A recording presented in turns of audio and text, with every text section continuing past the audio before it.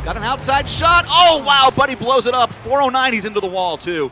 Buddy blows it up. He can't see. He smacks the wall. He has no chutes. And Buddy's going to go into the sand on the top end.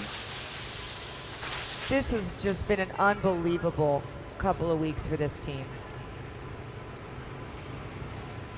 That's the third trip to the beach for Buddy Hall in the last 5 events. The safety safari is on the move to check on Buddy.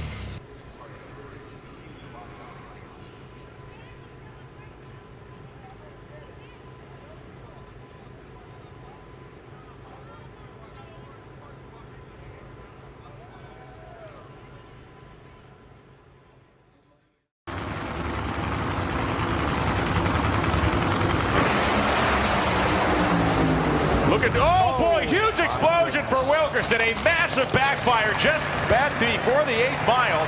He keeps it mostly off the wall, and you can see Chad Green is rolling slowly. And absolutely, we felt the concussion through the windows atop the timing tower here. Tony, that is as big as it gets, and Wikkerson's out of the car. Yeah, this is what we want to see. We want to see the driver get out of the car, you know, and he has a stake in it. You're going to see him try to get the body up, but no big concern. There's not a lot of fire under it, and I think that's really what the driver concerns themselves with. Is Dan Wikkerson knows every component on this car that has the potential of getting damaged. There's a lot of fuel lines, there's a lot of electronics, but fortunately, considering the magnitude of that explosion, you can see his dad, Tim Wikkerson, trying to process everything that happened. He's got to be thinking it was something in the valve train. You look at the early incremental numbers. It had to be. The car seemed to be going good, and you know, when it exploded, it instantly impedes the view from the driver. So Dan Wikkerson having a good feel of where he was on the track and still keeping it in his lane. There's no indication it was spinning the tires. From our observation booth up here, we're way above the racetrack. Joe, we can look down and see it. The thing was not spinning the tires by any visual indication. It looked like it was on the run they were looking for,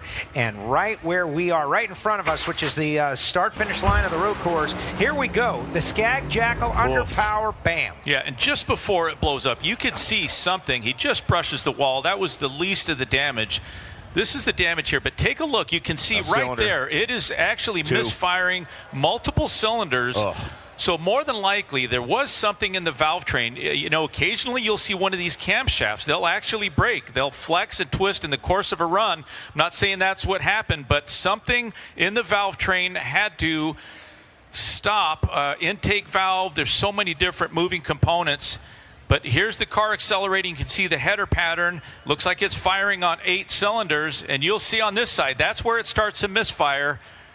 And then the explosion. So there was something that failed, that broke in that engine that caused this massive explosion. Wikkerson, as you mentioned, Tony, did a fantastic job of the lightest scrub you ever seen in your life. Probably didn't even scrape the headers on the car. As we get just one last look at this thing, and you try to pay attention to different areas.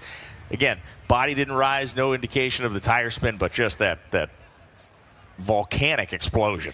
We are behind half-inch thick glass. We are a couple of 100 feet away from the track, and the concussion that was felt in our broadcast booth was significant. But really, for the driver, one of the best safeguards is that titanium shield that is mounted directly to keep some of that debris from getting into the driver area.